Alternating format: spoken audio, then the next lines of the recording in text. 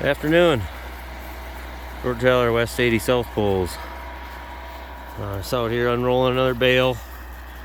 Got my oldest daughter, Paige, and the Bobcat helping Dad out this afternoon. Just rolling around nice and slow, doing the Isaac Tappenden way. Sorry, I'm kind of out of breath. Petting the cat there. So we're getting kind of smaller flakes coming off, so we get it spread out a little further, and then we don't have to use a pitchfork. And it's working really good. Sheep are excited. They always love new hay. Even if you just gave them some, you give them some more, they just get all excited. Same with the pasture. If you give them fresh stuff, they'll just run for that, even if you just gave them some good stuff. Yeah, it's been pretty nice out the past few days. Been above 30 yesterday and today and Monday. It's the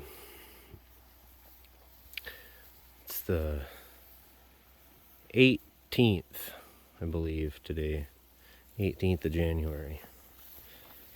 And yeah, we're having some really nice weather, I tell you. I'm not going to complain about this one bit. So here's this little heifer calf. Of course, now this British white's going to get in the way. I want to show you this. Yeah, there she is. A little heifer calf. She's born. God, I think she was actually born in October. But she's been gaining really well. She's been getting pretty big, actually. I was really surprised. She was standing next to these bull calves, and she's getting right up close to their height right now. So these guys are looking good too. There's one of them here. He's born in June. He'll be a year old in June. We're gonna get these bulls separated pretty soon here. Getting a little late to be breeding. We don't want real late calves. We can get snow like in the middle of October, so don't really want to be calving in the middle of October or anytime after that. We like to calve late May, early June. It's good for me. It's nice and warm. Lots of grass growing.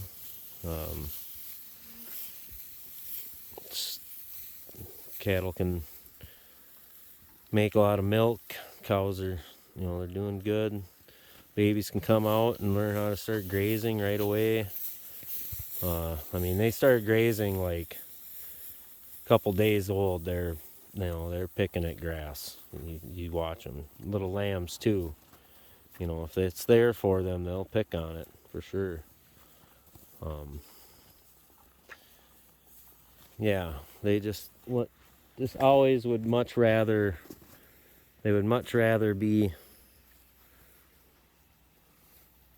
out on pasture when they're calving and lambing. I'm sure about that. That's just my opinion, but I'm pretty sure about it. There's Violet. Hey, Violet. We got our dogs are doing good out here. They've been, almost thought I might have had some predator pressure the other night. A couple of the ewes had a little bit of blood on them. One had a little bit on her back end, and the other one had it kind of on her hip. And I was looking around the perimeter fence, and I did see some smaller tracks coming from the woods and stuff. So I don't know if we got some coyotes or whatever, but we didn't lose anybody. These two must have done their job. They're doing real well. The white one, I think she's pretty much all Great Pyrenees.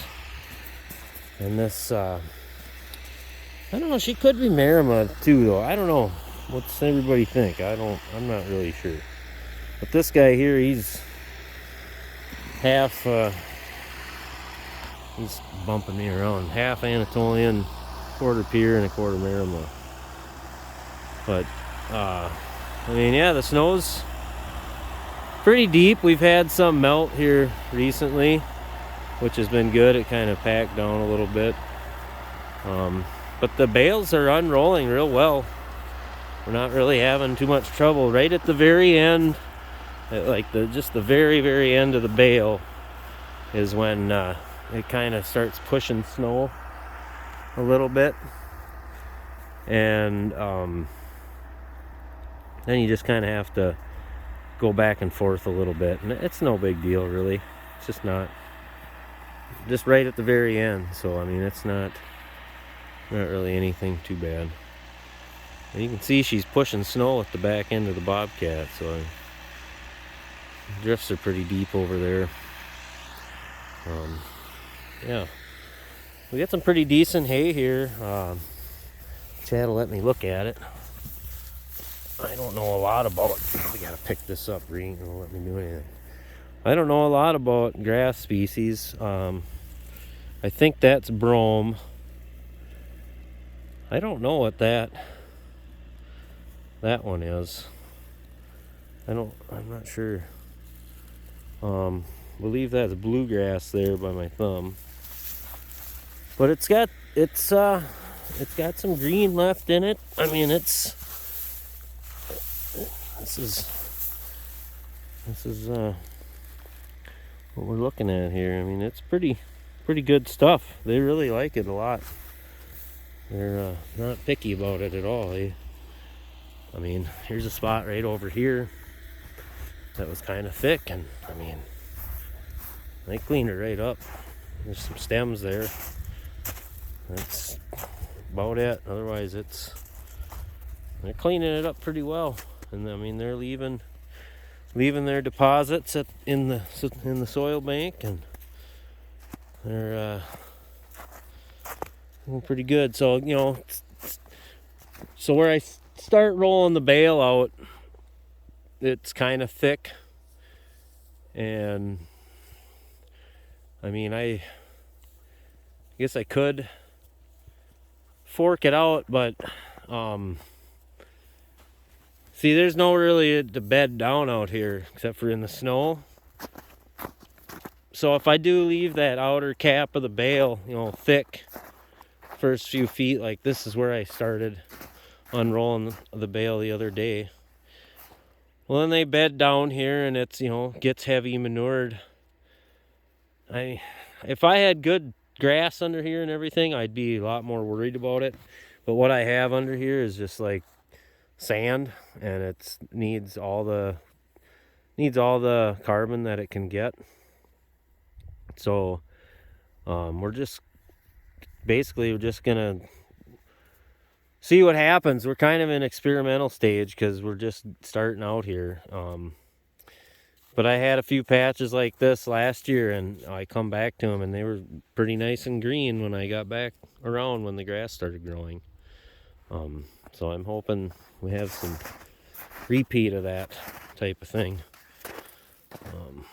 We can walk down here, get a better look at the sheep. We've got 5 of these. Well, I guess we've got 6. Not purebred British whites. I think they got a little black Angus in them. They're in here to get bred to that red bull, and then we've got that's one British white cow there. We got the one cow in here, and then we've got 3 of these South Pole cows. That bull's a South Pole. 3 of these cows in here. That's our. She's her and this white cow here. They're kind of the lead cows of the bunch. The white cow by the bull, and this red cow. And they're pretty good leaders. Oh, here come the sheep. We're not gonna have to walk down there. They're walking to us. Yeah.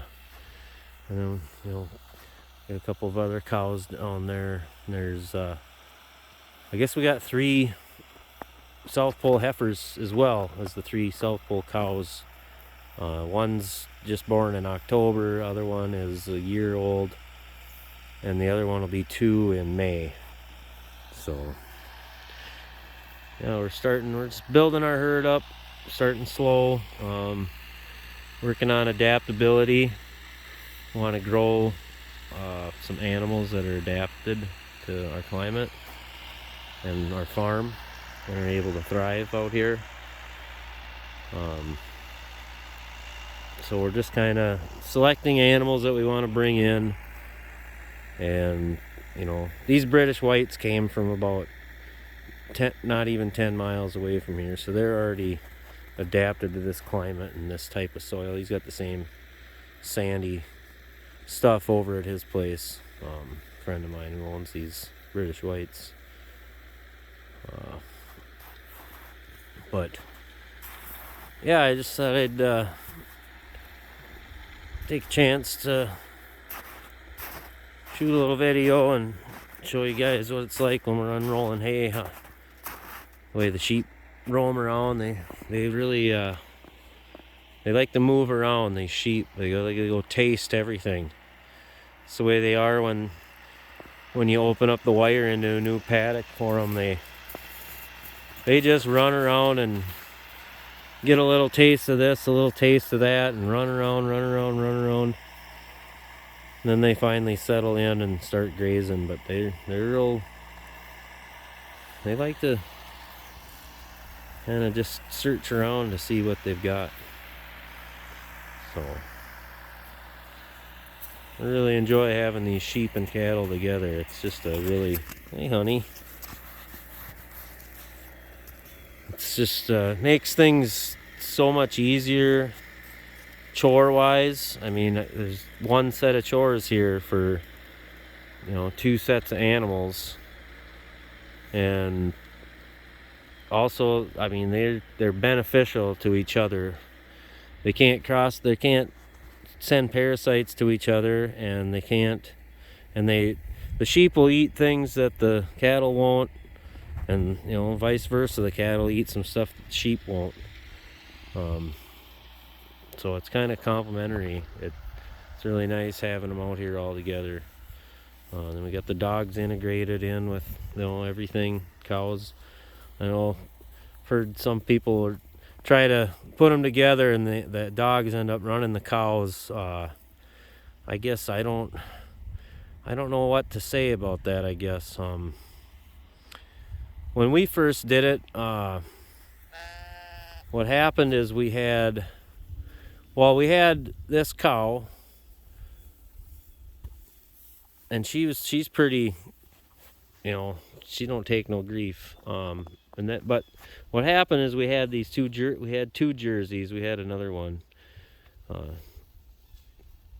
but we got them as calves, and they were raised up with the sheep, and so the dogs were really used to the cows already, and the cows were kind of used to them, and so I think being that these cows were so used to them that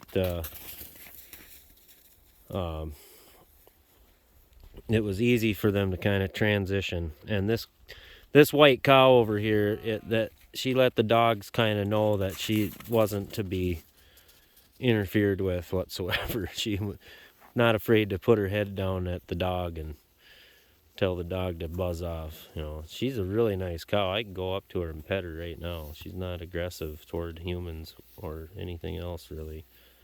Just them dogs, she lets them know. But so yeah, well, I suppose I'm rambling on. I better just get off of here, and hope everybody has a great day.